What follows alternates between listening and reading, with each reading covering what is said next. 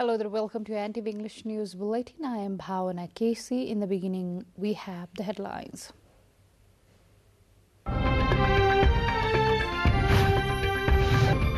Political parties start homework for upcoming elections. Leadership of the post-election government remains a contested issue. Sri Lankan MP is electing new president amid a deepening political and economic crisis. Acting President Wickremesinghe also in the race.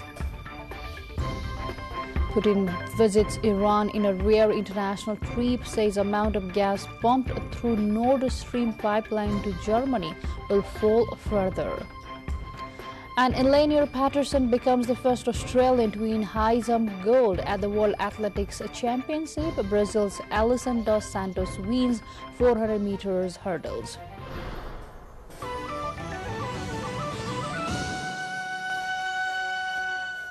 Welcome back. Now we have the news in details.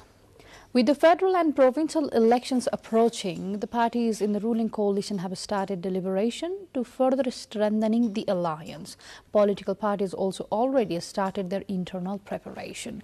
The Election Commission has proposed the provincial and federal elections for November the 2nd. However, the government is yet to declare the electoral dates. Moreover, the parties in the ruling coalition have already decided to continue the alliance until the election. The Nepali Congress has already endorsed the decision through its central committee. However, it has been put forth a precondition of a full-term leadership in order to maintain a stable government. The partners are yet to derive meeting agendas for the morality of the alliance, but are opposed to the Nepali Congress's decision to demand a sole leadership. 207 local labels are yet to present their estimates of income and expenditure for the current fiscal year 2022-23. As per the Constitution, the local labels would present the budget by the second week of Nepali month of Asar. Out of total 753 local labels, 546 have already unveiled their policy and programs and the budget for the current fiscal year. According to Federal Affairs and General Administration, 30 local labels in Province 1, 65 local labels in Madhya Province, 34 local labels in Bagmati Province, 9 local labels in Gandaki Province, 25 local labels in Lumini Province, 19 local labels in Karnali Province, and 25 local labels in Sudur Pasim Province have not presented their budgets so far. 6 houses have been reduced to ashes after a fire broke out at Simaldangi of Jhapa Rural Municipality in Jhapa. The fire that broke out at 4 a.m. this morning is said to have erupted due to electric short circuit. District Police Office Jhapa said clothes, food and other items inside the houses have completely destroyed in the incident. However, no human casualties have been reported. With this update, time to go for a short break, but still to come we have. Welcome back. Now to more updates, and we have the latest from the international front. Sri Lanka's MPs are voting for a new president after its former leader fled the country and quit amid protest over the country's economic crisis. Prime Minister Ranil Wickremesinghe, current interim leader, has been nominated for the role by the ruling party and is seen as a front runner. The Prime Minister faces a serious challenge from Dulas Elahaperuma, a dissident ruling party MP backed by the opposition. Presidents in Sri Lanka are normally elected by the public. The responsibility falls on Parliament only if the office of President becomes vacant before a term officially ends. Russian President Vladimir Putin met Turkish and Iranian leaders in Iran on Tuesday, only his second foreign trip since he launched the invasion of Ukraine in February. On blocking the Ukrainian grain exports via the Black Sea was high on the agenda, Putin said. He also said it is the West's own fault that the flow of Russian natural gas to European countries has dwindled. He said that the amount of gas pumped through the Nord Stream pipeline to Germany will fall further from 60 million to 30 million cubic meters a day. Heat records tumbled and firefighters faced new blazes as much of Western Europe baked in a grueling heat wave. The UK, normally used to milder climates, saw temperatures of more than 40 degrees Celsius for the first time. Germany saw its hottest day of the year so far, while Portugal raised its death toll after days of excess heat. Deadly wildfires have swept the continent. More updates lined up on the other side, but before that, time to go for a short break. Welcome back now to more updates. The U.S. House overwhelmingly approved legislation to protect same-sex and interracial marriages amid concerns that Supreme Court ruling overturning Roe v. Wade abortion access could jeopardize other rights criticized by many conservative Americans. The vote was 267 against 157, with dozens of Republicans joining Democrats for the endorsement.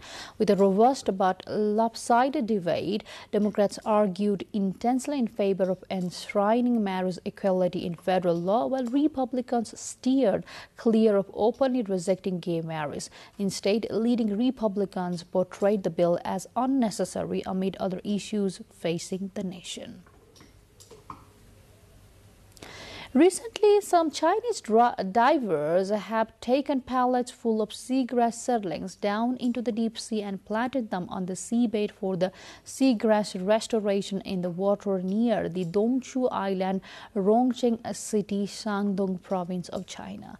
The LOC Fisheries Research Institute, a Chinese Academy of Fishery Sciences, has established onshore the eelgrass seedling bases with a simulated seawater environment.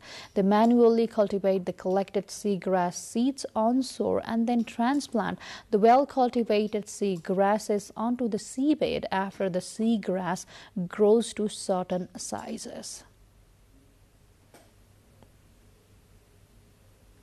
More updates lined up on the other side, but before that, let's have what we have coming up next.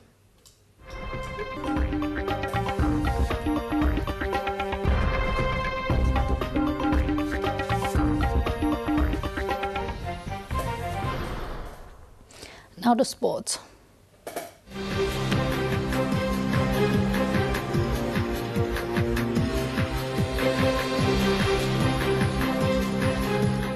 Host cities across Australia and New Zealand were lit up on Wednesday to mark the one-year countdown to the FIFA Women's World Cup. Each city held a special light displays at iconic locations to celebrate the two nations co-hosting of the Women's Football World Cup, which will run for 1 month from July 20 to August 20. 5 cities and 6 stadiums will be used in Australia, and 4 cities and stadiums in New Zealand will be used for the tournament. Eleanor Patterson has stunned the world, becoming the first Australian to win high jump gold at the World Athletics Championship. The 26-year-old won the event in Oregon with a personal best jump and joint Australian record of 2.02 meters. Britain's Jake Whiteman has upstaged Olympic champion Jacob in a huge upset to win thriller over men's 1500 meters at the World Championships. Iggy Brightson led at the bell for the final lap, but Whitman stuck with the pace and bolted with 200 meters to go. Brazil's Alison dos Santos ran the third fastest time of all time to win the World 400 meters hurdles as Norwegian prodigy Karsten wilted at Hayward Field. With this update, we come to the end of this English News Bulletin, but before we say goodbye, let's have a quick reminder of the major stories. Political parties start homework for upcoming elections. Leadership of the post-election government remains a contested issue. Sri Lankan MPs electing new president amid deepening political and economic crisis. Acting President Wickremesinghe also in the race. Putin visits Iran in a rare international trip, says amount of gas pumped through Nord Stream pipeline to Germany will fall further. And Elenier Patterson becomes the first Australian to win high jump gold at the World Athletics Championship. Brazil's Alison dos Santos wins 400 meters hurdles. Well, that's all we have in this edition of English News Bulletin. We shall see you again with next round of English Bulletin at 6 in the evening. Till then, have a great time ahead and do stay tuned with us. Namaste.